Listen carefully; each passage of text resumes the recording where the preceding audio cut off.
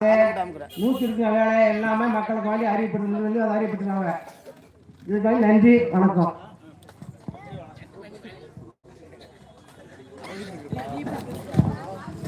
அடுத்தபடியாக ஆன்மீக துறைவாளர் தீபன்முத்தி அவர்களை பேச அழைக்கிறேன்.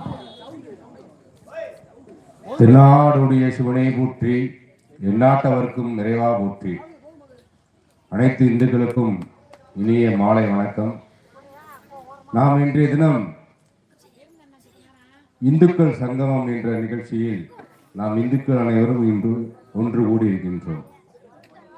இந்துக்கள் என்றாலே ஒரு புனிதமானவர்கள், நேர்மையானவர்கள், அடக்கமானவர்கள், தெய்வத்துக்கு கட்டுப்பட்டவர்கள்.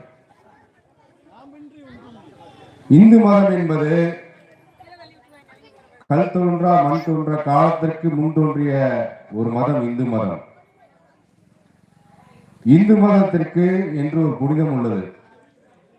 இந்து மதத்தில் மட்டும்தான் நாம் முன்னோர்களை வழிபடுகின்றோம். அதைத்தான் குலதெய்வம் என்று சொல்வோம்.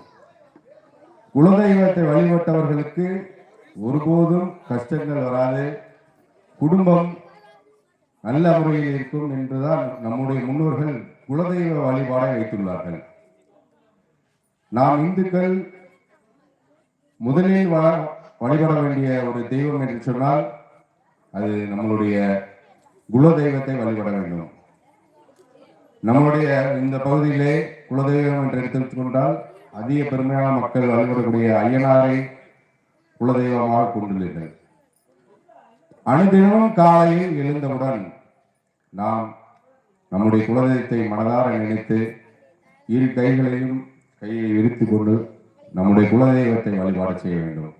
இன்றைய தினம் இனிமையான நாளாக அமைய வேண்டும். இன்றைய தினம் எங்களுடைய எண்ணங்கள் நிறைவேற வேண்டும், எங்களுடைய சுகம் நன்றாக இருக்க வேண்டும் என்று நாம் அனுதினமும் வழிபட வேண்டும். அதே போல்